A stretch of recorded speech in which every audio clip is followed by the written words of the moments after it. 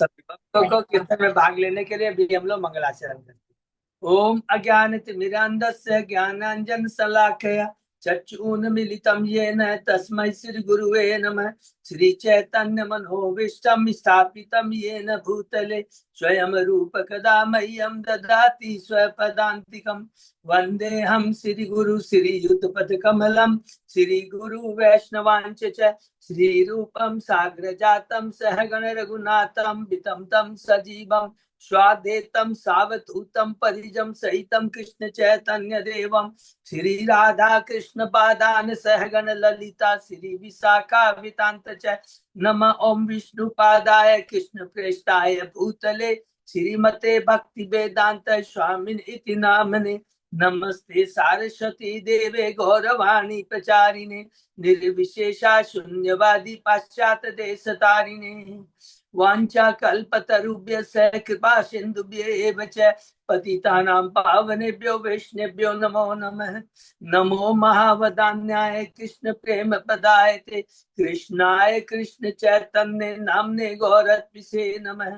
हे कृष्ण करुणा सिंधु दीन बंधु जगतपते गोपेश गोपिका कांत राधा कांत नमस्तुते। तप्त कांचन गौरांगी राधे वृंदावनेश्वरी वृषभानुसुते देवी प्रणमामि हरिप्रिये। नीलांचल निवासाय नित्याय परमात्मने बलभद्र सुभद्रायां जगन्नाथाय ते नमः।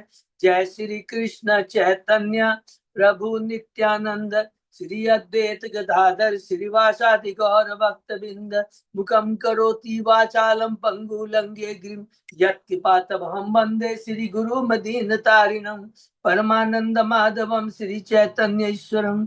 हरे कृष्ण कृष्ण कृष्ण हरे हरे हरे राम राम राम हरे हरे। श्री श्री मंगलाचरण की जय, शिला प्रभुपाद की जय। हरे कृष्ण। आज के इस चेतन चर्चा में सभी भक्तों का हार्दिक स्वागत है। सभी भक्तों के चरणों में मेरा सादर प्रणाम है।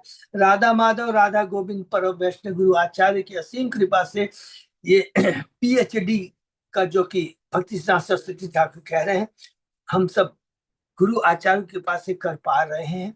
अभी हम लोग आदि लीला के 12वें अध्याय में हैं और इसके अंदर में हम लोग अद्वैत आचार्य तथा गदाधर पंडित के शाखाओं के बारे में चर्चा कर रहे हैं। उसके पहले हमने जो 11 अध्याय कंप्लीट किए उसको संक्षेप में थोड़ा दोहरा देंगे।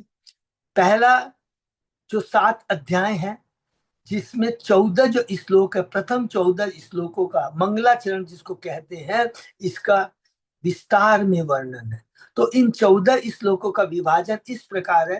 पहले 6 श्लोक हैं चेतन तत्व के बारे में, उसके बाद में 5 श्लोक है 7 8 9 10 11 ये है नित्यानंद तत्व के बारे में। उसके बाद में 12वां और 13वां 2 श्लोक है वो है अद्वैताचार्य के बारे में। और लास्ट 14वां श्लोक जो है वो है पंच तत्व के बारे में।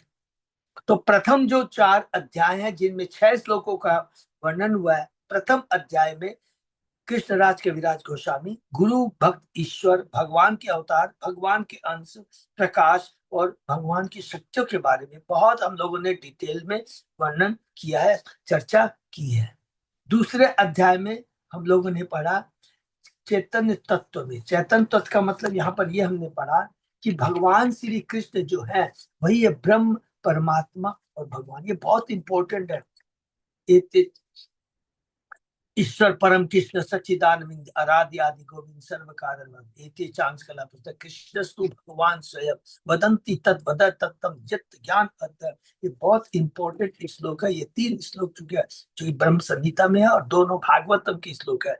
वदंती तत् वद तत्तम एते चांस कला पुस्तक, ये हमने पढ़ के कृष्ण ही क्या है, जो उनके शरीर से जो ज्योति निकलती है वही ब्रह्म ज्योति ब्रह्म परमात्मा जो प्रत्येक जीव के हृदय में विराजमान करते हैं। और स्वयं भगवान जो है गोलोक वृंदावन में वास करते हैं। तो ये बहुत सुंदर तत्व हमने कहा। उसके बाद में चैतन्य महाप्रभु के अवतार के बाह्य कारण है, 3 कारण है। युग कलयुग का युग धर्म जो हरिनाम संकीर्तन उसका प्रचार करना था, और जो कृष्ण प्रेम जो दिव्य प्रेम का आदान प्रदान उन्होंने द्वापर युग में वृंदावन में अपने सखाओं के संग अपने माता के संग माने माता पिता के संग या सीनियर गोपियों के संग, वो भी वात्सल्य प्रेम है, सीनियर गोपियां हैं सभी चीज। और उसके बाद में माधुर्य रस का आस्वादन, शांत रस का, दास्य रस का भी सारा उन्होंने सुंदर वर्णन जो किया है, उसका वो जो आनंद उन्होंने लिया था वो उन्होंने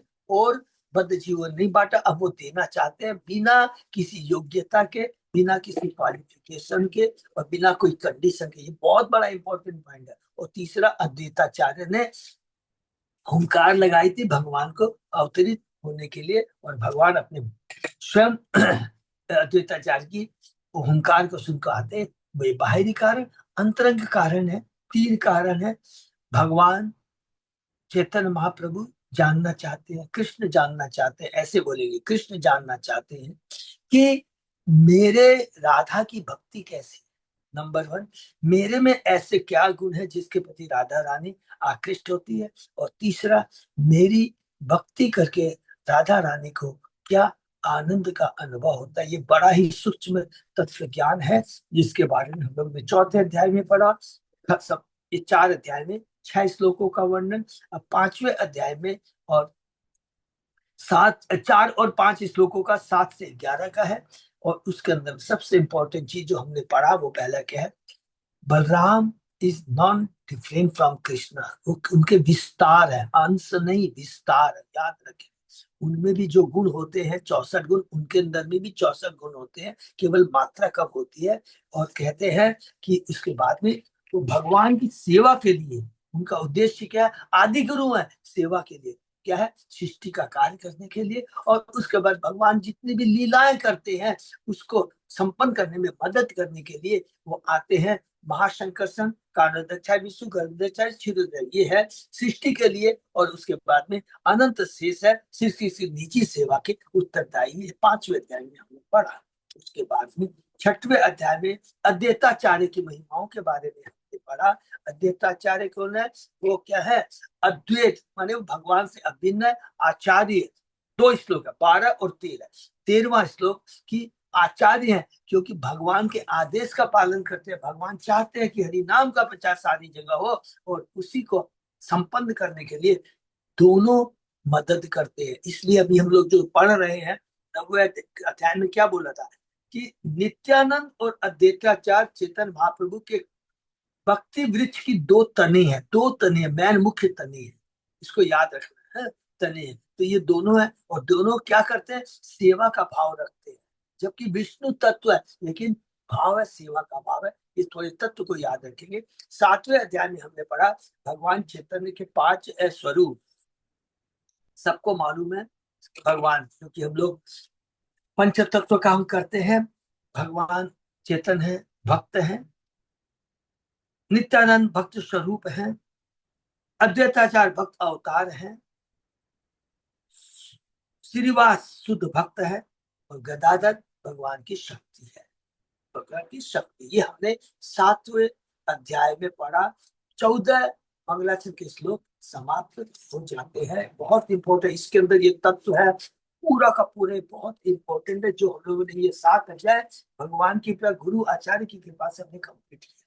उसके बाद में 8वां अध्याय में कृष्णराज कविराज गोस्वामी बताना चाहते हैं कि वास्तव में ये ग्रंथ मैंने क्यों लिखा। तो इस ग्रंथ का तत्व क्या है, बिना गुरु आचार्य और भगवान की कृपा के बिना हम एक पल भी, एक शब्द भी नहीं लिख सकते, बोल नहीं सकते। सर्वस्व चाहम हृदि सन्निध मत स्मृति ज्ञानम पवनम च। ये बहुत इंपॉर्टेंट श्लोक है। इसलिए कृष्णदास कविराज गोस्वामी सबसे पहले चरणों में प्रणाम करते हैं वृंदावन दास ठाकुर के। कहते हैं कि वो ही वास्तव में कृपालु है, उनके आशीर्वाद के बिना मैं कुछ नहीं कर सकता। तो वृंदावन, उसके बाद में हरिदास पंडित को ग्लोरीफाई करते हैं कि वो बहुत परम भक्त है, वो राधा गोविंद के मंदिर में, और उन्होंने प्रोत्साहित किया कृष्णराज कविराज गोस्वामी को कि आप भी ग्रंथ लिखिए। इसलिए नहीं कि वृंदावन दास ठाकुर ने अच्छा नहीं लिखा, नहीं, वो कहते वृंदावन दास ठाकुर ने भगवान चैतन्य महाप्रभु के संन्यास के पहले की जो 24 वर्ष की लीलाओं को लिखते लिखते इतने मग्न हो जाते हैं, भूल जाते हैं कि उनका जो ग्रंथ इतना मोटा हो गया, खंड एक खंड दो, इस जिस तरह चेतन चरितमृत है तीन। तो उसके बाद में कहते हैं कि आप कृपा करके चेतन बाबू के संन्यास लेने के बाद की लीलाओं का डिटेल में वर्णन कीजिए। ये प्रोत्साहन मिला दो। और जब ये सब होता है तो उसके बाद में कृष्णराज कविराज गोस्वामी राधा मदन मोहन के मंदिर में वहां पर जाते हैं। और उसके बाद में देखते हैं, स्वयं देखिए भगवान कैसे मदद करते हैं। जाते हैं तो स्वयं राधा मदन मोहन की माला गिर जाती है, गले से उतर के गिर जाती है। और आचार्य ने उस माला को कृष्णदास के गले में पहला देता है। चारों तरफ से दबेनी हो लगती है, हरि बोल हरि ध्वनि की सुंदरते हैं। उनको दिव्य प्रोत्साहन मिलता है और वहीं पर बैठ कर करके वो शुरू कर देते हैं चेतन चरितमृत लिखने के लिए। ये तो हुआ कारण। अब 9वां 10वां 11वां 12वां 4 अध्याय में है चैतन्य वृक्ष और चेतन की शाखाओं के बारे में। तो सबसे पहले 9वें अध्याय में बताते हैं कि ये जो कृष्ण राज के विराज गोस्वामी कहते हैं, ये जो भक्ति का वृक्ष है ना, इसके जो माली है, इसके तना है तथा जो सखा है, सारे के सारे कौन है? चैतन्य महाप्रभु ही है। उसके बारे में हम लोगों ने बहुत में पढ़ा। और पहला जो बीज हुआ, ये भक्ति जो वृक्ष लगा, पौधा जो लगा, उसका जो बीज कौन है? माध्येंद्रपुर। और उसके बाद में उनके शिष्य हैं ईश्वरपुरी। और उसके बाद में इस बीज के तने के बारे में, 9 मुख्य तने के बारे में हमने पढ़ा। परमानंदपुरी, केशव भारती, ब्रह्मानंदपुरी, ब्रह्मानंद भारती, विष्णुपुरी, केशवपुरी, कृष्णानंद। माने पुरी और भारती दोनों है, दोनों कॉमन नाम है, तो इससे कंफ्यूजन नहीं होना। केशव भारती भी है और केशवपुरी भी है, ठीक है। ब्रह्मानंद पुरी भी है, ब्रह्मानंद भारती भी है, कृष्णानंद पुरी है, नरसिंह तीर्थ है। इस प्रकार दो जो है हम लोगों ने सत्तानाव के बारे में पूछा, बहुत डिटेल में बताया गया। और उसके बाद में बहुत सुंदर, जिनका चेतन महाप्रभु का जो नम्रता है कि मैं अकेला माली हूँ, इतने सारे फल हैं, अकेला कैसे बांट सकता हूँ। इसलिए उन्होंने एक स्पेशल श्लोक लिखा है जो हमको याद रखना है। भारत भूमि ते जन्म लो जार, जन्म सार्थक हुई करो पर उपकार। ये चेतन महाप्रभु ने स्वयं लिखा है इसके अंदर में। ये बात हम लोग बड़े भाग्यशाली हैं कि भारत भूमि में हमारा जन्म हुआ है। अब 10वें अध्याय में चैतन्य महाप्रभु की शाखाओं के बारे में हमने पढ़ा। 3 भाग में है। पहला बंगाल में उड़ीसा की है, जिसके अंदर में 90 शाखा है। स्टार्टिंग होता है श्रीनिवास ठाकुर से और अंत में जगाई मगाई है। और इसके बीच में बहुत डिटेल में लोगों ने पढ़ा है। कुछ भी नाम लीजिए, जैसे गदाधर पंडित लीजिए, राघव पंडित को ले लीजिए, शुक्लांबर ब्रह्मचारी के लिए मुकुंद दत्त, वासुदेव दत्त, दोनों भाई हैं, हरिदास ठाकुर, उसके बाद शिवानंद सेन है, उसके बाद आपका ये क्या नाम, रामानंद राय है। अनेक अनेक इतना हम लोगों ने डिटेल में पढ़ा है। रघुनाथ दास गोस्वामी, ये सारी 90 शाखाओं के अंदर में आता है। उसके बाद में हम लोगों ने पढ़ा जगन्नाथ के जो है उसके अंदर में हमने 37 शाखाओं के बारे में पढ़ा। सबको मालूम, बहुत इम्पोर्टेंट है। सार्वभौम प्रभु जी है। और रामानंद राय मैंने इधर कह दिया, उधर में रामानंद रायगा। सखी महती, हरी बोल, सिक्की महती उनकी बहन है माधवी, और भाई है मुरारी महती। 3 के बारे में हमने पढ़ा।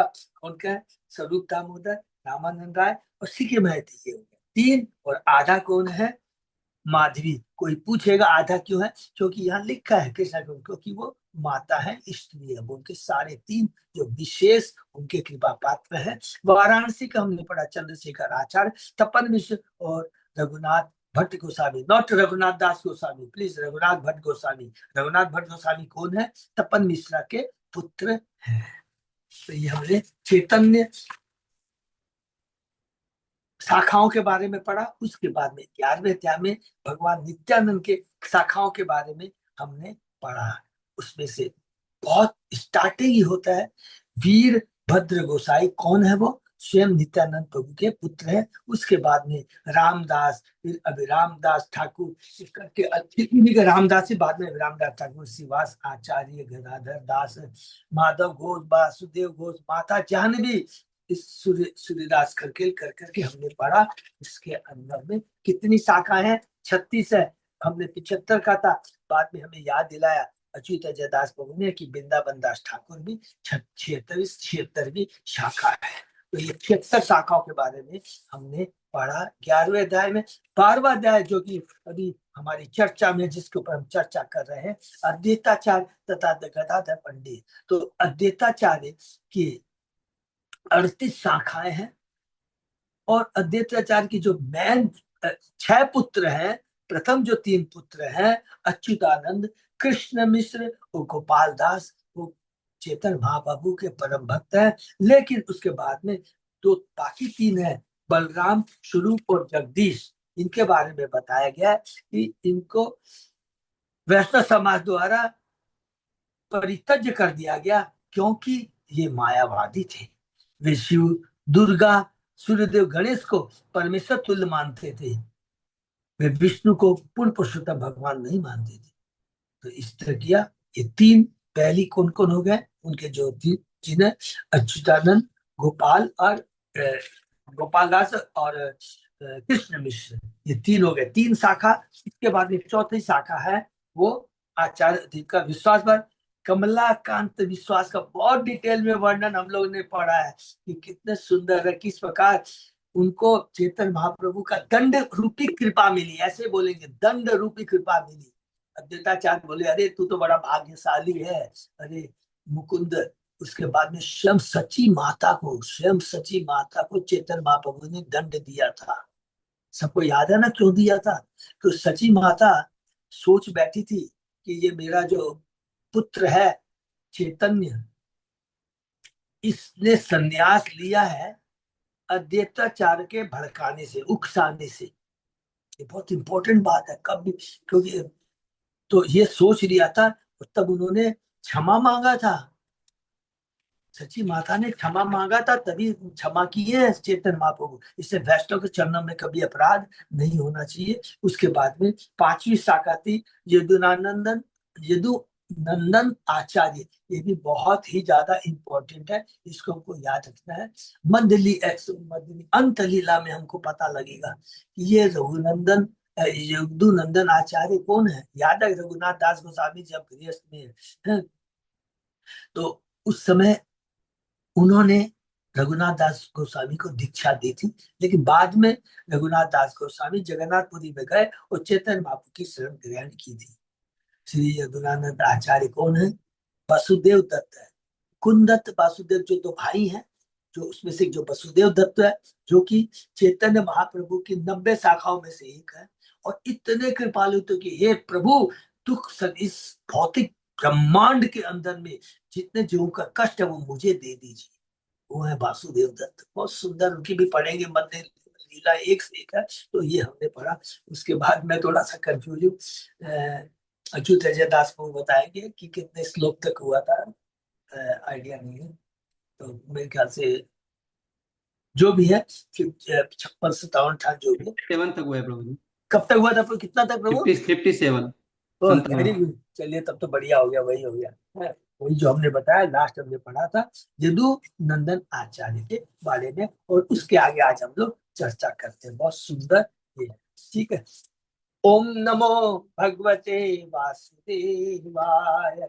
ओम नमो भगवते वासुदेवाय। ओम नमो भगवते वासुदेवाय। चैतन्य चरितमृत आदि लीला अध्याय 12 श्लोक number 58। Thank you so much प्रभु।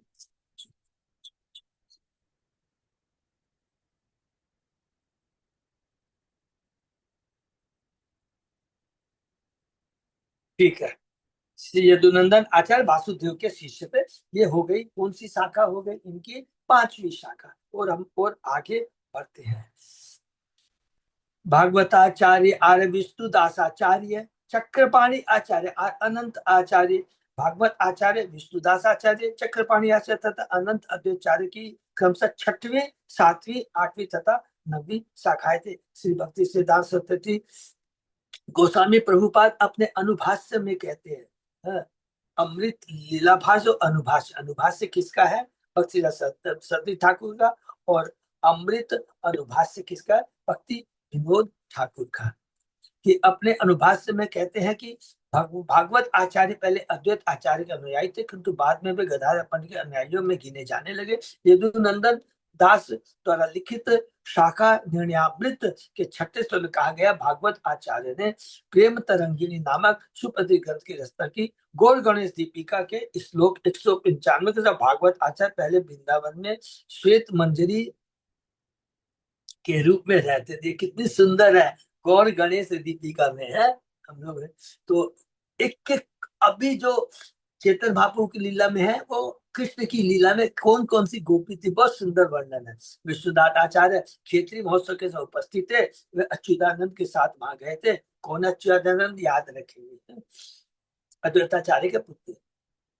ऐसा भक्ति रत्नाकर के दसम चरंग में बतलाया गया। अनंत आचार्य 8 प्रमुख गोपियों में से एक थे। उनका पहले का नाम सुदेवी था। यद्यपि वे अद्वैताचार्य के अनुयायियों में से थे, किंतु बाद में गदाधर स्वामी के एक प्रमुख भक्त बन गए। नंदिनी आर कामदेव चैतन्य दास, दुर्लभ विश्वास आर बनमाली दास।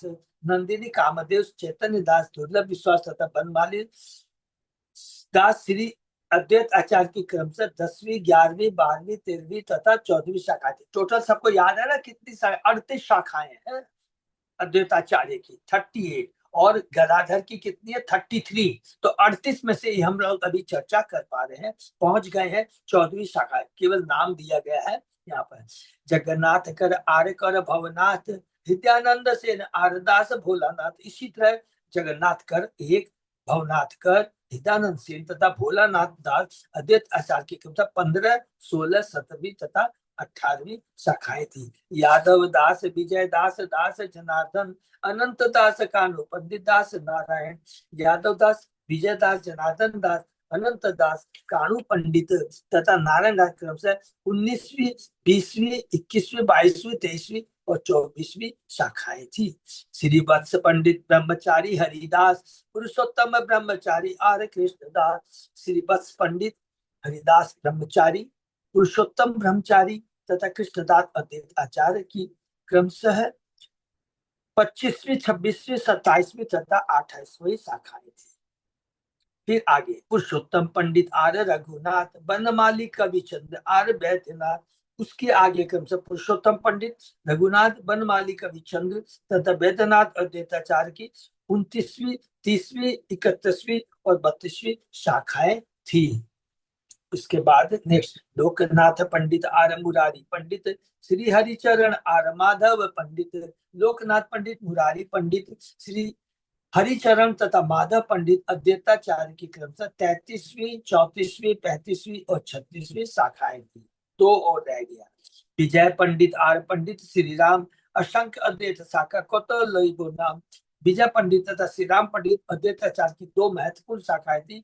शाखाएं तो असंख्य है, लेकिन मैं उन सब का नाम गीता पाने में असमर्थ हूँ, चूंकि श्रीवास पंडित नारद मुनि के अवतार थे। ये सबको मालूम है ना, श्रीवास पंडित नारद मुनि के अवतार थे और हरिदास ठाकुर ब्रह्मा जी के। कहते उनके छोटे भाई श्री राम पंडित को नारद मुनि के घनिष्ठम मित्र पर्वत मुनि का अवतार माना जाता है। माली दत्त जल देते स्कंद जोगाए, से जोल जी शाखा फूल फूल फूल फल पाए। अद्वैताचार्य की शाखा को मूल पानी श्री चैतन्य महाप्रभु द्वारा प्रदत्त जल प्राप्त हुआ। इस उप शाखाओं का प्रतिपालन हुआ और उनमें प्रचुर फल फूल लगे। इहार मध्य माली पाचे कौन शाखागण, ना माने चैतन्य माली दुर्देव कारण। चैतन्य महाप्रभु के तिरोधान के बाद दुर्भाग्य कुछ शाखाएं महाप्रभु द्वारा दिखाए गए मार्ग से भटक गई। ऐसा होता है। सुजाई लो जी आई लो तारे न माली नो, कृतज्ञ होइला तारे स्कंद क्रुद्ध होइलो। कुछ शाखाओं ने उन कुछ मूल तने को स्वीकार नहीं किया जो संपूर्ण वृक्ष का जीवन दाता तथा पालन करता था। इस प्रकार जब वे कृतज्ञ बन गई तो मूल तना उन पर क्रुद्ध हो गया। देखिए, जैसे भगवान के आदेशों का पालन, गुरु के आदेश का पालन नहीं करेंगे, वो सूख जाएगा। हम सोचेंगे मेरे को बहुत ज्ञान हो गया, भक्ति सूख जाएगी। ये बहुत इंपॉर्टेंट चीज याद रखना, यहाँ पर लिखा हुआ है, ठीक है ना। तो लास्ट जो 2 शाखाएं हैं वो कौन सी है? अद्वैताचार्य की श्री पंडित विजय पंडित तथा श्री राम पंडित, 37 और 38 ये शाखाएं हैं। इस प्रकार से क्रुद्ध क्रुद्ध हुआ स्कंद तारे जल ना संचारे, जला भावे कृष्ण शाखा सुखाई यम। और इस प्रकार चेतन महाप्रभु ने उन पर अपनी कृपा रूपी जल नहीं छिड़का और धीरे धीरे में मुरझाकर मुरझाकर मर गई। चेतन रहित देह शुष्क काष्ठ सम, जीवित ही मृत सही मैले दंडे यम। यमराज, ये बहुत इंपॉर्टेंट श्लोक है। कृष्ण भावना विहीन पुरुष शुष्क सूखे काठ या मृत शरीर से बढ़कर कुछ नहीं है। हरि बोल। वह जीवित होकर भी मृत माना जाता है और मरने के बाद उसे यमराज दंडित करते हैं। बहुत इंपॉर्टेंट श्लोक है, इसको याद करना। श्रीमद् भागवत के 6ठे स्कंद 3 अध्याय 29वें श्लोक के अनुसार मृत्यु के अधिकतम यमराज अपने सहायकों को बतलाते हैं कि वे किस तरह के लोगों को पकड़कर उनके पास में लाए। अजामिल की लीला है, सबको याद है ना प्लीज। 36 के 30 यमराज कहते हैं अपने यमदूतों को, वे कहते ऐसा व्यक्ति जिसकी जीवापूर्ण पुरुषोत्तम भगवान के गुणों पवित्र का कभी वर्णन नहीं करती, जिसका हृदय कृष्ण तथा उनके चरण को स्मरण करके पुलकित नहीं होता, तथा जिसका सिर कभी भगवान को नमस्कार करने के लिए नहीं झुकता, उसे दंड के लिए मेरे पास अवश्य लाना चाहिए। दूसरे शब्दों में भक्तों को दंड के लिए यमराज के पास ले जा जाते हैं और तब भौतिक प्रकृति उन्हें तरह तरह के शरीर प्रदान करती है। मृत्यु के बाद अर्थात देहांतर होने पर भक्तों को न्याय के लिए यमराज के पास ले जाया जाता है। यमराज के निर्णय से पूर्व जन्म के पूर्व कर्मों के साथ प्रकृति उन्हें शरीर प्रदान करती है। शरीर प्रदान करने पहले दंडा मिलता है, यातना शरीर मिलता है, बहुत कष्ट भोगना पड़ता है। उसके बाद में उनके पूर्व जन्म के कर्म अनुसार एक दूसरा शरीर मिलता है, वो कोई भी हो सकता है 84 लाख में। यह देहांतर की विधि है, अर्थात आत्मा एक शरीर से दूसरे में स्थानांतर है। तथापि कृष्ण भावनान्वित भक्तगण यमराज के निर्णय के पात्र नहीं होते। हरि बोल। भक्तों के लिए मार्ग खुला रहता है, जिसकी पुष्टि भगवद गीता में की गई है। शरीर त्यागने का त्यक्ता देहम पुनर्जन्म नैति मामेति सो अर्जुन है। भक्त को दूसरा भौतिक शरीर धारण नहीं करना पड़ता। जन्म कर्म चाहे दिव्यम एवं यो वेति तत् त्यक्ता देहम पुनर्जन्म नैति मामेति सो अर्जुन। बहुत इंपॉर्टेंट श्लोक है, क्योंकि वह आध्यात्मिक शरीर पाकर भगवधाम वापस चला जाता है। यमराज का दंड तो उनके लिए है जो कृष्ण भावना भावित नहीं है, और जो कृष्ण भावना भावित है उसके लिए यमराज ने क्या कहा था, थोड़ा सा याद कर लेते हैं। जो भगवान के परम भक्त होते हैं, भगवान की कौमुद गदा के द्वारा सुरक्षित रहते हैं। उनके लबे तक ना, उनके बगल तक तुम मत जाना। केवल वही लोग जो भगवान की भक्ति नहीं करते उन्हीं को पकड़ के लाना चाहिए। स्वयं यमराज ने अपने यमदूतों को कहा था, केवल यही गण प्रति नहे यही दंड चैतन्य विमुख जय से तो पाषंड। हरि बोल। न केवल अद्वैताचार्य के दिग् भ्रमित वंशज, अपितु जो कोई श्री चैतन्य महाप्रभु संप्रदाय के विरुद्ध है उसे नास्तिक मानना चाहिए और वह यमराज के दंड का पात्र होता है। हरि बोल। किम पंडित किम तपस्वी की बागृह ज्योति चैतन्य विमुख जय तार यही गोती। चाहे कोई पंडित हो, देखिए कितना बड़ा ज्ञानी हो, महान तपस्वी हो, अथवा सफल गृहस्थ हो या प्रसिद्ध सन्यासी क्यों हो, किंतु यदि वह चेतन महाप्रभु के संप्रदाय के विरुद्ध है तो उसे यमराज द्वारा दिए जाने वाला कष्ट भोगना ही पड़ेगा। कितनी पावरफुल बात है, कहीं लिखा है ये चीज। चाहे ज्ञानी क्यों ना हो, कितना बड़ा तपस्वी नहीं हो, यहाँ यदि सन्यासी बोला गया है तो समझ लीजिए हम लोग ये वर्ड बोल सकते हैं, प्रसिद्ध सन्यासी क्यों ना हो, उसको पाखंडी बोलेंगे यदि वो चैतन्य महाप्रभु के भगवान श्री कृष्ण के आदेश का पालन नहीं करता है, उनकी भक्ति नहीं करता, हरिनाम का प्रचार नहीं करता, हरिनाम का कीर्तन नहीं करता है। जे ले लो श्री अच्युतानंद रमत श्री आचार्य गण महाभागवत। हरि बोल। अद्वैत के जिन वंशजों में वंशज श्री चैतन्य चतुरानंद के मार्ग को अपनाया, ये सबके सब महान भक्त हुए। चेतन महाप्रभु के सबसे बड़े प्रेम, ठीक है ना। इस संदर्भ में श्री भक्ति विनोद ठाकुर ने अपने अमृत प्रवाह भाष्य, अनुभाष्य है भक्ति सरस्वती ठाकुर का, अमृत भाष्य भक्ति विनोद ठाकुर का एक संक्षिप्त टिप्पणी दी है जो इस प्रकार। श्री अद्वैताचार्य भक्ति कल्प तरु के प्रधान तनों में से एक है। याद है हम लोगों ने पढ़ा, 2 तना है, अद्वैताचार्य और नित्यानंद प्रभु। श्री चैतन्य महाप्रभु रूपी माली ने भक्ति के बीज की जड़ों में जल सींचा और इस प्रकार इसके तने शाखाओं का परिपोषण किया। फिर भी जीव ने माया रूपी सबसे दुर्भाग्यपूर्ण अवस्था के वशीभूत होकर कुछ शाखाओं में माली द्वारा डाले गए जल को स्वीकार न करने के कारण तने को ही मान भक्ति कल्प तरु का कारण मान दिया। दूसरे शब्द में अद्वैताचार की शाखाएं या वंशज जिन्होंने अद्वैताचार को ही भक्ति लता का आदि कारण माना था तथा जिन्होंने इस तरह की चेतन भाव के आदेशों की अवमानना की या उनका उल्लंघन करके वे शीशे के जल के प्रभाव से वंचित रह गए और सूख कर नष्ट हो गए। ईश्वर परम कृष्ण सच्चिदानंद विग्रह अनादि आदि गोविंद सर्व कारण कारण। इसके अद्वैताचार्य ने भी कहा है, नित्यानंद प्रभु ने कहा है, हरि नाम का कीर्तन करो, कृष्ण के नाम का कीर्तन करो। इसलिए कभी भी ये बहुत इंपॉर्टेंट चीज है, कभी भी चाहे कितना बड़ा कुछ भी हो, केवल कृष्ण एक है, कृष्ण ही है। ठीक है, कृष्ण के समान है जो भक्त है, परम भक्त है, लेकिन कृष्ण नहीं है, ये याद रखना। यही नहीं, यह भी जान लेना चाहिए कि न केवल अद्वैताचार्य के दिग्भ्रमित वंशज अपितु जो कोई भी चेतन महापुरुष से संबंध नहीं रखता, वह चाहे स्वतंत्र रूप से महान सन्यासी विद्वान या तपस्वी क्यों न हो, वृक्ष की वृक्ष शाखा के तुल्य हरि हो। श्री भक्ति विनोद ठाकुर द्वारा दिया गया यह विश्लेषण श्री कृष्णदास के दास गोस्वामी के कथनों के अनुरूप है। यह वर्तमान तथाकथित हिंदू धर्म की स्थिति का चित्रण प्रस्तुत करता है, जो प्रधानतः मायावादी दर्शन से संचालित होने के कारण विभिन्न कपोल कल्पित विचारधाराओं की खिचड़ी बना चुका। अर्थात समरी में यहाँ पर बोल दिया गया है कि वो लोग वास्तव में मायावादी है। मायावादी लोग कृष्ण भावनी आंदोलन से अत्यधिक डरते हैं और आरोप लगाते हैं कि हिंदू धर्म को बिगाड़ रहा है, क्योंकि यह विश्व के सभी भागों के लोगों को तथा सभी धार्मिक संप्रदाय के लोगों को स्वीकार करता है और उन्हें वैज्ञानिक रीति से देव वर्णाश्रम धर्म में लगाता है।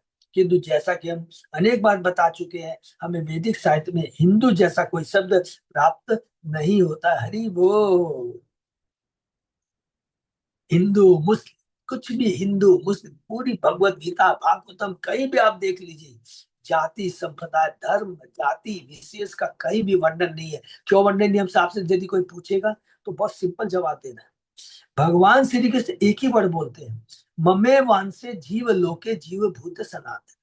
सारे जीव मेरे अंश हैं और सभी के हृदय में मैं वास करता हूँ, चाहे वो हिंदू, ये तो हमारा भौतिक धर्म है, ये हिंदू मुस्लिम से जो पैदा होता है तो थोड़ी ना वो उस समय कि भाई ये हिंदू नहीं, ये तो हमारे द्वारा बनाया गया है। इसलिए बहुत इंपॉर्टेंट चीज है कहीं भी गीता। इसीलिए तो गीता पूरे वर्ल्ड में हर कोने कोने में हर देश में सक्सेस क्यों हुई, कि सबसे पहले प्रभुपाद जी ने जाकर ये चीज बताया कि देखो गीता में कोई हिंदू मुस्लिम लेटर कुछ नहीं लिखा गया है, यह तो केवल भगवान की जो शाश्वत आत्माएं हैं उनकी आत्माओं का कल्याण कैसे हो सकता है, उन आत्मा का परमात्मा से क्या संबंध है, उन आत्मा का परमात्मा से जो संबंध टूट गया है उन्हें कैसे पुनः स्थापित किया जा सकता है। संबंध अभिधेय एंड प्रयोजन, पूरा इसी पर चेतन महाप्रभु ने जोर दिया। महाप्रभु ने जोर दिया इसी बात पर, चेतन महाप्रभु ने जोर दिया, जो कि हम लोगों ने 7वें अध्याय में पढ़ा है। प्रकाशानंद सरस्वती को यही बात कहा है, अरे संबंध अभिधेय और प्रयोजन के बारे में जानना है, यही तो जीवन का लक्ष्य है पूरा। और यही वेदा जब वो कहता है प्रकाश तुम वेदांत का अध्ययन नहीं करते, अरे बोले मूर्ख, वेदांत का मतलब क्या होता है, जब ज्ञान का अंत होता है, और ज्ञान का अंत कहाँ है कि कृष्ण ही परम भगवान है, हम उनके शाश्वत अंश हैं, वही संबंध है, हमें जानना है। ये संबंध को कैसे जोड़ दिया जाए उसकी विधि को जानना है, और उस संबंध को जोड़ने के बाद हमारा लक्ष्य क्या होता है, कृष्ण प्रेम को प्राप्त करना है। बहुत सुंदर चीज इस 7वें अध्याय में हम लोग ने बहुत डिटेल में पढ़ा। यह सब सभ्यता अफगानिस्तान से आया जो मुख्यतः मुस्लिम देश है और सबसे पहले हिंदू कुछ तरह के लिए प्रयुक्त हुआ, जो आज भी भारत तथा विभिन्न मुस्लिम देशों के बीच व्यापारिक मार्ग का अंग बना हुआ है। हिंदू कैसे आया है यहाँ पर लिखा गया है। धर्म की वास्तविक वैधानिक प्रणाली वर्णाश्रम धर्म कहलाती है, जिसकी पुष्टि विष्णु पुराण में इस प्रकार है, वर्णाश्रम आचार्य बता पुरुषेन पर पर पुमान विष्णु आराध्य ते पंथा न अन्यत ततोस कारण।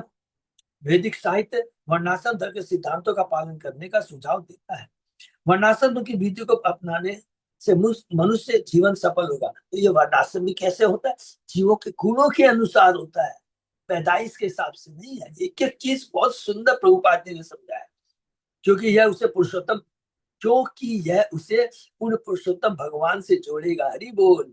जो मानव जीवन के लक्ष्य अतः कृष्ण आंदोलन अर्थात वर्णाश्रम का उद्देश्य है, यदि हमसे कोई पूछता है, अर्थात सभ्य समाज की स्थापना करना। सभ्य स्थाप तभी होगा जब ब्राह्मण के गुण वाला ब्राह्मण के कार्य करेगा, क्षत्रिय के गुण वाला क्षत्रिय के कार्य करेगा, वैश्य के गुण वाला वैश्य के कार्य करेगा, शूद्र के गुण वाला शूद्र के।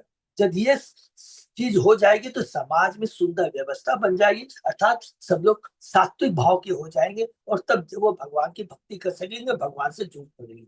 अल्टीमेट उद्देश्य लक्ष्य है भगवान को प्राप्त करना, भगवान से अपने कोई संबंध को स्थापित करना। अतः कृष्ण आंदोलन सारी मानवता के निमित्त है। यद्यपि मानव समाज में विभिन्न विभाग या उप विभाग है, किंतु सारे मनुष्य एक ही योनि से संबंधित है। इसलिए हम मानते हैं कि उस समय पूर्ण पुरुषोत्तम भगवान विष्णु से जुड़ने की अपनी वैधानिक स्थिति को समझने का सामर्थ्य है, एक ही है। ममेवान से जीव लोके जीव भूत सनातन, जो भगवान ने गीता में कह दिया है। श्री चैतन्य महाप्रभु पुष्टि करते जीव स्वरूप है कृष्ण नित्यदास। हर जीव पूर्ण पुरुषोत्तम भगवान का सनातन अंश है, सनातन अंश है। ममेवान से जीव लोग, जीव सनातन है, ये बहुत इंपॉर्टेंट श्लोक है। एक तो है सनातन अंश है, और दूसरा नित्य दास है। और कृष्ण, हम सब शक्ति है, कृष्ण शक्तिमान है। मानव रूप धारण करने वाला हर जीव अपनी स्थिति की महत्ता को समझ सकता है, और इस समय कृष्ण भक्त होने का पात्र है। अतः हम यह मानकर चलते कि सारी मानवता को कृष्ण भावनामृत की शिक्षा मिलनी चाहिए। निस्संदेह संसार के सभी भागों में और हर देश में जहां भी हम संकीर्तन आंदोलन का प्रचार करते हैं, वह हम देखते हैं कि लोग बिना हिचक के हरे कृष्ण महामंत्र को सरलता से स्वीकार कर लेते हैं, क्योंकि वह आत्मा का भोजन है। इस कीर्तन का प्रभाव यह दिखता है कि हरे कृष्ण आंदोलन के साधक से, चाहे उनकी पृष्ठभूमि कैसी भी क्यों न रही हो, पाप में जीवन के चारों सिद्धांतों का परित्याग कर देते हैं और भक्ति के उच्च पद को प्राप्त करते हैं। पाप में जीवन के चार सिद्धांत हैं, सबको मालूम है। चार रेगुलेटरी प्रिंसिपल।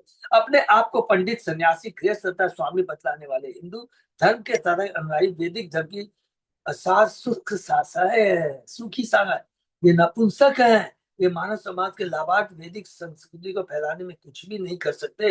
वैदिक संस्कृति का सार तो चेतन महाप्रभु का आदेश है। उनका आदेश है, जा रहे देखो, यही है ना।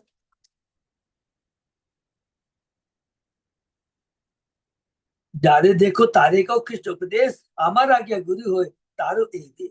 जो भी व्यक्ति मिले उसे सहज भाव से कृष्ण कथा के सिद्धांतों का उपदेश देना चाहिए, जो भगवद गीता यथारूप तस्वीर महात्मा में पढ़े। जो व्यक्ति कृष्ण कथा या श्री चेतन भाव के संप्रदाय में रुचि नहीं रखता, वह सूक्ष्म असार निर्जीव काठ के तुल्य। इस्कॉन शाखा प्रत्यक्ष श्री चेतन बाबू द्वारा सिंचित होने के कारण, हरि बोल, इस्कॉन शाखा प्रत्यक्ष श्री चेतन द्वारा सिंचित होने के कारण निसंदेह सफल बन रही है, जबकि तथाकथित हिंदू धर्म की असंबद्ध शाखाएं जो इस्कॉन से द्वेष रखती है, सूख कर मृत हो रही है। प्रभुपाद जी को बोलने में जरा भी हिचक नहीं है। हरि बोल।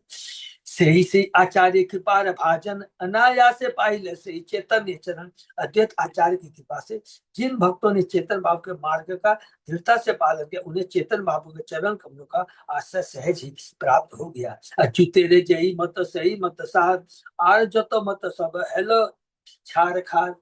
अतएव यह निष्कर्ष यह निकलता कि अच्युतानंद का मार्ग ही आध्यात्मिक जीवन का सार है। जिन लोगों ने इस मार्ग का पालन नहीं किया, वे मात्र तीतर बीतर होकर रह गए। सही आचार्य गणे मोर कोटि नमस्कार, अच्युतानंद प्राय चैतन्य जीवन जहार। अतः मैं अच्युतानंद के उन असली अनुयायियों को कोटि कोटि नमस्कार करता हूँ, जिनके जीवन आधार श्री चैतन्य महाप्रभु थे। हरि बोल। सबके तो जीवन आधार चैतन्य महाप्रभु है। मैं दो शाखाएं, नित्यानंद अद्वैताचार्य, नित्यानंद की शाखाओं के बारे में अभी सॉरी अद्वैताचार्य की शाखाओं के बारे में हम लोग पढ़ रहे हैं। अच्युतानंद जो उनके तीन पुत्र हैं, कृष्ण मिश्र और गोपाल, है? तो उनमें से यहाँ पर बार बार रिपीट कर रहे हैं कि यही तीन है, बाकी जो तीन थे वो पथगप माने मायावादी हो गए थे। यही यही तो कहिला आचार्य गोसाई गण तीन स्कंद साकार कह लो संक्षेप गण। इस समय मैंने संक्षेप में श्री अद्वैताचार्य के वंशजों की 3 शाखाओं में याद रिपीट कर दिया है। अच्युतानंद, कृष्ण मिश्र तथा गोपाल जो तीनों उनके पुत्र है का वर्णन किया है। शाखा उपशाखा तार नाहिक गणन किचु मात्र कही करी दिग दर्शन। अद्वैताचार्य की असंख्य शाखाएं तथा उप शाखाएं हैं, उन सब की पूर्ण रूपेण गणना कर पाना अत्यंत कठिन है। मैंने तो पूरे तने तथा उसकी शाखा उप शाखाओं की झांकी मात्र प्रस्तुत की, अगर डिटेल में जाऊंगा तो संभव नहीं है।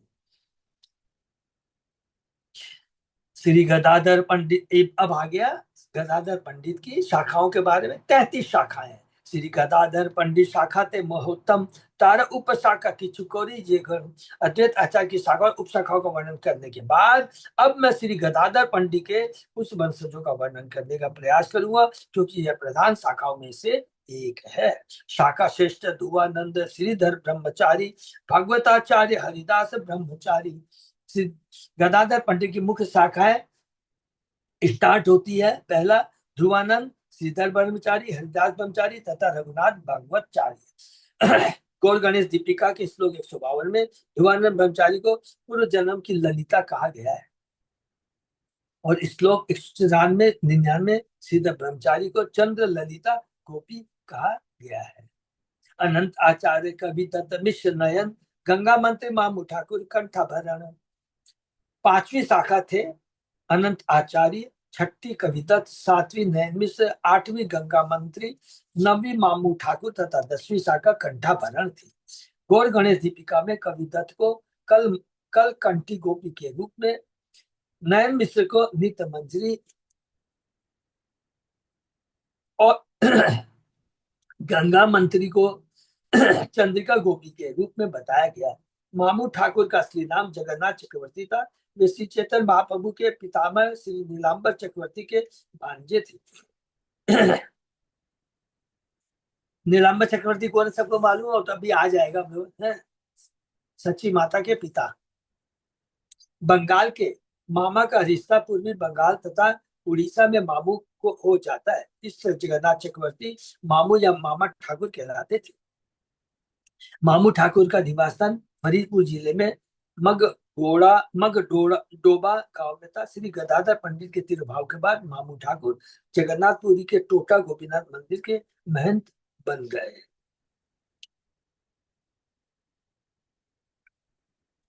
कुछ वैष्णव के मतानुसार मामू ठाकुर पहले रूप मंजरी के नाम से विख्यात थे। मामू ठाकुर के अनुयायियों में रघुनाथ गोस्वामी, रामचंद्र, राधा बल्लभ, कृष्ण जीवन श्याम सुंदर, शांतामणि, हरिदास, नवीन चंद्र, मतीलाल, दयामयी तथा कुंज बिहारी मुख्य है।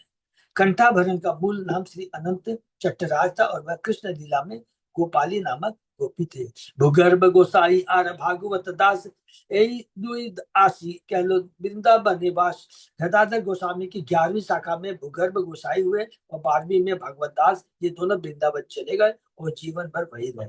भूगर्भ गोसाई पहले प्रेम मंजरी नाम से जाने जाते थे। वे लोकनाथ गोस्वामी का मित्र थे, जिन्होंने वृंदावन के 7 महत्वपूर्ण मंदिरों में से गोकुलान नामक मंदिर बनवाया। हरि बोल। ये 7 मंदिर है, गोविंद गोपीनाथ, मदन मोहन, राधा, बहुत इंपॉर्टेंट नोट कर देंगे, श्याम सुंदर, राधा दामोदर और गोकुलान मंदिर। ये गौड़ी वैष्णव के प्रमाणित। जब भी हम लोग जाते हैं ना वृंदावन, तो बताया जाता है कि हम लोगों को ये 7 मंदिर का दर्शन करना चाहिए। वाणीनाथ ब्रह्मचारी बड़ो महाशय, बल्लभ चैतन्य दास कृष्ण प्रेममय। 13वीं शाखा थे वाणीदास ब्रह्मचारी और 14वीं बल्लभ चैतन्य दास। ये दोनों महापुरुष सदैव कृष्ण प्रेम से पूरित रहते थे। श्री आदि लीला में श्री वाणीनाथ ब्रह्मचारी का वर्णन आया है। बल्लभ चेतन के शिष्य नलिनी मोहन गोस्वामी ने नवद्वीप में मदन गोपाल का एक मंदिर स्थापित किया। श्री नाथ चक्रवर्ती आर उद्धव दास, जीतामित्र काष्ठ काटा, जगन्नाथ दास। श्रीनाथ चक्रवर्ती 15वीं, उद्धव 16वीं, जीतामित्र 17वीं तथा जगन्नाथ दास 18वीं शाखाएं थी। श्री भक्ति सिद्धांत सरस्वती ठाकुर अपने ग्रंथ अनुवाद में लिखते हैं, शाखा निर्णय में श्रीनाथ चक्रवर्ती को सर्व गुणों की खान तथा भगवान कृष्ण की सेवा में पटु बतलाया गया है। इसी प्रकार श्लोक 35 में उल्लेख है कि उद्धवदास सबको भगवत प्रेम विकसित करने में अत्यंत निपुण थे।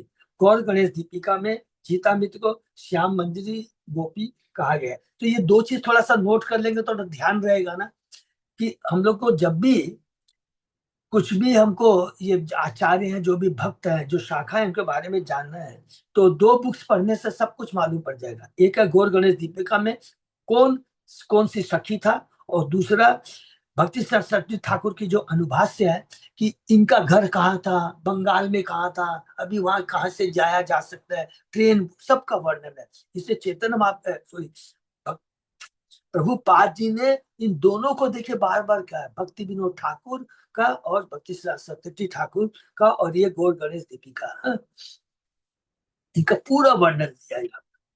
जीता मित्र ने कृष्ण मार्ग नाम एक पुस्तक लिखी। जगन्नाथ दास ढाका के निकट विक्रमपुर के निवासी थे। उनका जन्म स्थान काष्ठकाटा या काटाडिया नामक गांव था। अब उनके वंशज आड़ियल, कामारपाड़ा तथा पाईपाड़ा गांव में रहते हैं। उन्होंने यशो माधव मंदिर की स्थापना की। इस मंदिर के पुजारी आड़ियल गांव के गोस्वामी है।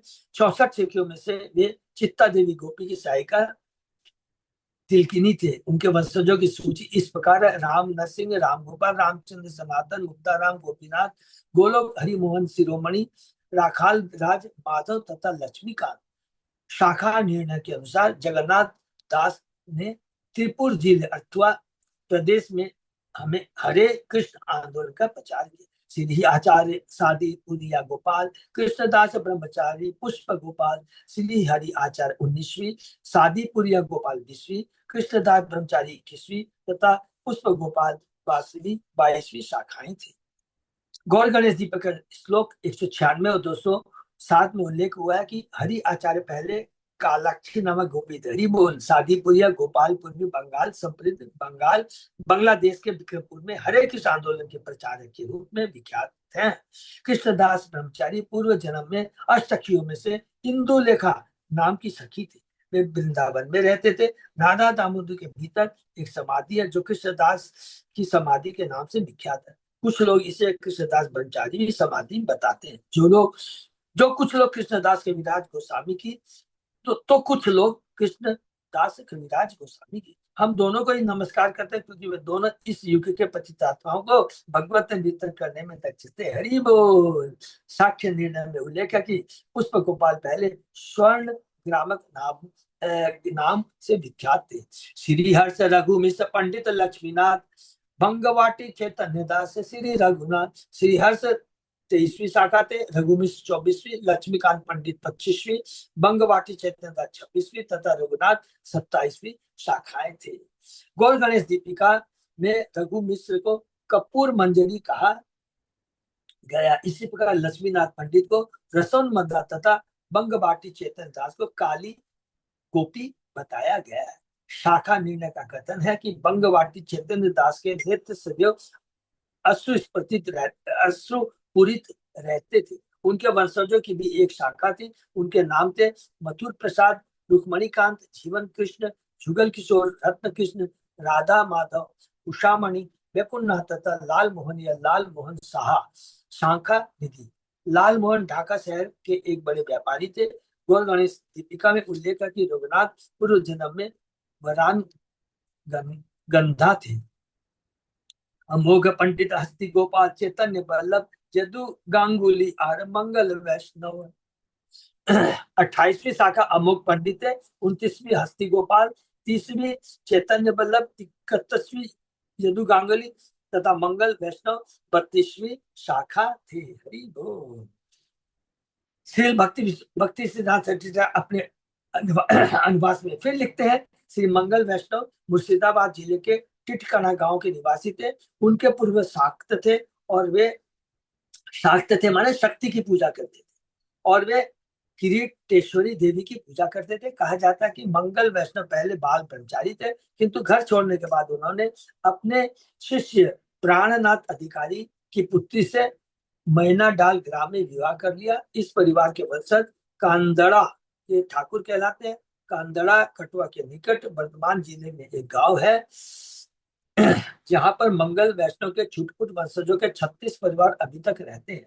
मंगल ठाकुर के प्रसिद्ध शिष्य हैं प्राणनाथ अधिकारी, कांदड़ा गांव के पुरुषोत्तम चक्रवर्ती तथा नरसिंह प्रसाद मित्र, जिनके परिवार वाले विख्यात मृदंग वादक है। सुधा कृष्ण मित्र तथा कुंज बिहारी मित्र दोनों ही विशेष रूप से विख्यात मृदंग वादक है।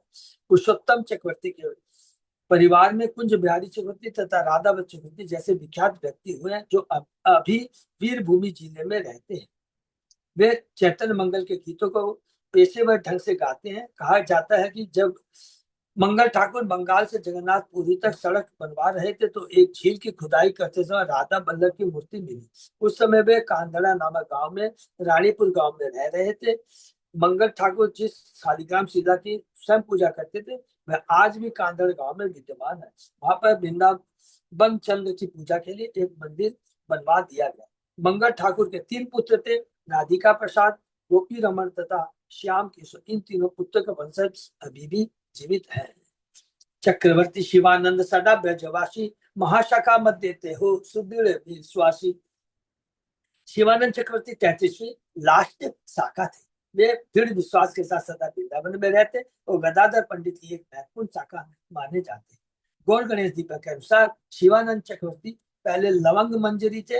यदुनंदन दास द्वारा लिखित शाखा निर्णय में गदाधर पंडित की अन्य शाखाओं के भी नाम गिनाए गए हैं, जो इस प्रकार है: माधवाचार्य, गोपाल दास, दयानंद, बल्लभ भट्ट। संप्रदाय या पुष्टि मार्ग संप्रदाय अत्यंत प्रसिद्ध है। मधु पंडित ये प्रसिद्ध भक्त खर्दा के निकट साईबोना गांव में रहते थे, जो खर्दा स्टेशन के पूर्व दिशा की ओर लगभग 2 मील दूर है। उन्होंने वृंदावन में गोपीनाथ जी का मंदिर बनवाया। हरि बोल। अच्युतानंद, चंद्रशेखर, बक्रेश्वर पंडित, दामोदर, भगवताचार्य, अनंत आचार्य वर्य, कृष्णदास, परमानंद भट्टाचार्य, भवानंद गोस्वामी, चैतन्य दास, लोकनाथ भट्ट ये यशोर या जेशोर जिले के ताल खड़ी गांव में रहते थे। उन्होंने राधा गोविंद का मंदिर बनवाया। ये नरोत्तम दास ठाकुर के गुरु तथा भूगर्भ गोस्वामी के पक्के मित्र थे। गोविंद आचार्य, ठाकुर, संकेत आचार्य, प्रताप आदित्य, कमलानंद आचार्य, यादव आचार्य, नारायण परिहारी जगन्नाथपुरी को निवासी। यही ते संक्षेपे कोइला पंडित गण माने गदाधर पंडित। यही आर शाखा उपशाखा रगणन। इस तरह मैंने गदाधर पंडित की शाखा उपशाखाओं का संक्षेप में वर्णन किया है। तब भी ऐसे अनेक शाखाएं हैं जिनका उल्लेख मैंने नहीं किया है। पंडित गण सब भागवत धन्य, प्राण बल्लभ सवार श्री कृष्ण चैतन्य। गदाधर पंडित के सारे अनुयायी महान भक्त माने जाते हैं, क्योंकि श्री चैतन्य बाबू इन सबके प्राण प्रिय थे। मैं यही 3 स्कंदे केलु शाखा गणन, 400 स्मरण भव बंद विमोचन। मैंने जिन 3 तनों नित्यानंद, अद्वैता तथा गदाधर की शाखाओं तथा उपशाखाओं का वर्णन किया है, उनके नामों का स्मरण करने मात्र से ही मनुष्य भव बंधन से छूट जाता है। हरि बोल। देखिए कितनी बड़ी बात लिखा है किस इन खाली नाम का उपशाखा। तो ये तो बहुत अच्छा हो गया, हम लोगों ने सब शाखा उपशाखाओं का कम से कम उच्चारण किया है। स्मरण करने मात्र से मनुष्य भव बंधन से छूट जाता है। तो इनका स्मरण करने से जा शोभा स्मरण पाई चैतन्य चरण, जा शोभा स्मरण हो वांछित पूरण। इन सारे वैष्णव के नामों का स्मरण करने मात्र से मनुष्य श्री चैतन्य बाबू के शरण कमल तक पहुंच सकता है। निश्चय उनके पवित्र नामों के स्मरण मात्र से सारी इच्छाएं पूरी हो जाती है। अतएवता सबार बंदी चरण, चैतन्य माली कोई लीला अनुकरण। अतः उन सबके चरण कमलों को सादर नमस्कार करते हुए अब मैं श्री माली रूप श्री चैतन्य महाप्रभु की लीलाओं का क्रमवार वर्णन करूंगा। हरि बोल। गौर लीला मित सिंधु अपार अगाध, के कौरिते पारिता अवगाध साध। सीते चैतन्य भाव की लीलाओं का समुद्र अपार तथा अगाध है। भला ऐसे विशाल समुद्र को मापने का साहस कौन कर सकता है। ताहर माधुर्य गंधे लुब्ध होए मन, अतएव तटे रही चाकी एक कण। उस विशाल समुद्र में डुबकी लगाना संभव नहीं, किंतु उसकी माधुर्य गंध मेरे मन को आकृष्ट करती है। तो मैं उस समुद्र के तट पर केवल एक बूंद चखने के लिए खड़ा हूँ। कितना सुंदर है। श्री रूप रघुनाथ पदे जार आस, चैतन्य चरितामृत कहे कृष्णदास। श्री रूप तथा श्री रघुनाथ के चरण की वंदना करते हुए तथा सदैव उनकी कृपा की आकांक्षा करते हुए मैं कृष्णदास उनके चरण चिन्हों का अनुसरण करते हुए श्री चैतन्य चरिता का वर्णन कर रहा हूँ। इस प्रकार चैतन्य चरिता आदि लाला के 12वें अध्याय का भक्ति वेदांत तात्पर्य पूर्ण हुआ, जिसमें अद्वैत आचार्य तथा गदाधर पंडित के अंशों का वर्णन है। हरे कृष्णा। तो प्रभु बहुत अच्छा लग रहा है हम लोगों को कि अभी हम लोगों ने पूरे 12 अध्याय ये कंप्लीट किया है। ये पहला पड़ाव कंप्लीट किया है, पहला पड़ाव। ये देखिए बहुत इंपॉर्टेंट है, बहुत बड़ी भगवान की कृपा है कि जो हम लोग कर पाए हैं। हम लोगों ने बहुत इंपॉर्टेंट है। 2 मिनट थोड़ा सा सब याद कर लेंगे। पूरे 12 अध्याय में प्रथम जो 7 अध्याय हैं वो पूरा तत्व से भरा है। चेतन चरितामृत में कितने श्लोक हैं? 11,519 श्लोक है, ये याद रखना है। और प्रथम जो 7 अध्याय है, 14 जिसमें मंगलाचरण के श्लोक है, पूरा हमने तत्व को जाना है। कौन कौन से तत्व को जाना है? चैतन्य तत्व को, नित्यानंद तत्व को, अद्वैताचार्य तत्व को और पंच तत्व को। ये हम लोगों ने बहुत डिटेल में पूरा जाना है और उनकी शाखाओं उप शाखाओं के बारे में हमने जाना है। और स्वयं भक्ति शास्त्री ठाकुर ने कहा है, जब भी समय मिलता है, उन्हें मिलता था, वो कहते हैं अगर संसार के सारे ग्रंथ लुप्त हो जाएं एवं केवल चेतन रह जाए तो समझना चाहिए कुछ भी हमने नहीं गवाया। हरि बोल। इसलिए प्रभुपाद जी कहते थे भक्तों को 4 ग्रंथ अवश्य पढ़ना चाहिए, भगवत गीता, श्रीमद् भागवतम, चेतन चरितामृत और चौथा कौन सा है? भक्ति रसामृत सिंधु। ये हम सब लोगों को पढ़ना है, क्योंकि चेतन चरिता के अंदर में तत्व एवं लीला दोनों को बड़े अच्छे ढंग से दर्शाया गया है। ये बहुत इंपॉर्टेंट चीज है। और सबसे इंपॉर्टेंट चीज क्या है कि कृष्णराज के विराज गोस्वामी की नम्रता को देखिए आप, और प्रभुपाद जी की नम्रता को देखेंगे पूरे तात्पर्य के अंदर में। तात्पर्य की तो बात छोड़ दी, कृष्णराज कविराज गोस्वामी ने मैन श्लोक में भी भगवत गीता, भागवतम, भक्ति रसामृत सिंधु माने और कितने वेद पुराण से श्लोक कोट किए। ये उनकी नम्रता बताते हैं कि अर्थात उनका लक्ष्य यही रहा है कि जीवों को क्या हमें बताना है कि जीवों का परम लक्ष्य है भगवान की भक्ति करना। हरे कृष्णा। तो बहुत बहुत अच्छा लग रहा है। दूसरा पड़ाव हम लोग शुरू करेंगे। अब से शुरू होगा कौन सा? चैतन्य महाप्रभु की प्रकट लीला से 13वें अध्याय से शुरू होगा। 13, 14, 15, 16, 17 केवल 5 अध्याय के अंदर में कृष्णराज के विराज गोस्वामी ने चैतन्य महाप्रभु के संन्यास की पहली लीला माने 24 साल का जो लीला है केवल 5 अध्याय में कंप्लीट कर दिया है। क्यों कंप्लीट कर दिया? सब लोग याद रखेंगे, भूलेंगे नहीं। क्यों कि उन्होंने लिखा है 8वें अध्याय में, वृंदावन दास ठाकुर ने चैतन्य भागवत के अंदर में जिसने जिस तरह यहाँ पे ना आदि लीला, मध्य लीला, अंत लीला, उसी तरह उन्होंने लिखा इतना बड़ा ग्रंथ से। फॉर एग्जाम्पल जगाई मगाई की लीला यहाँ पर हम जो 13, 14, 15, 16, 17 5 अध्याय पढ़ेंगे नहीं है, वो चेतन भागवत में है। बहुत बड़ा बड़ा एक से एक चेतन भागवत में बहुत सारी लीला है चेतन महाप्रभु की, बहुत मिलेगी। नित्यानंद प्रभु की बहुत सारी लीला मिलेगी जो कि नित्यानंद महाप्रभु ने अपने जन्म स्थान में एक चक्र में किया। बहुत सारा लीला वहां मिलेगा। तो फिर भी हम लोग क्या है कि इन 5 अध्याय को संक्षेप में ही पढ़ेंगे, लेकिन बहुत सुंदर ढंग से संक्षेप में लिखा है जो सारा चीज कवर कर लेता है, लेकिन डिटेल में नहीं। उसके लिए हम लोग अलग से चेतन भागवत पढ़ेंगे। हरे कृष्णा। विराम। तो बहुत अच्छा लगा, भक्तों की कृपा से सब हम लोग मिल के कर पा रहे। अकेले में इम्पॉसिबल। नहीं तो मैं तो ऐसे नाम लेकर निकल जाए तो उस दिन संतोष माता जी ने कहा नहीं प्रभु जी, मिलने अपने से तो पढ़ा नहीं जाएगा, एक एक भक्तों के बारे में पढ़िए। बहुत अच्छा सलाह था और हमने उसको अपनाया और बहुत अच्छा लगा। बहुत बहुत धन्यवाद सब भक्तों को। ठीक है, हरे कृष्णा। ये राम। अच्युत अजय दास बाबू, हाँ प्रभु। कुछ और कहना है? नहीं, नहीं प्रभु जी, बस विराम देते हैं। यहीं पर विराम दे। हरे कृष्णा। बहुत बहुत धन्यवाद। हरे कृष्णा हरे प्रभु जी। कृष्ण बहुत भक्तों बहुत को सादर धन्यवाद। धन्यवाद, प्रणाम सब। हरि बोल। आज का सेशन हरे यही। कृष्णा प्रभु जी। धन्यवाद। हरि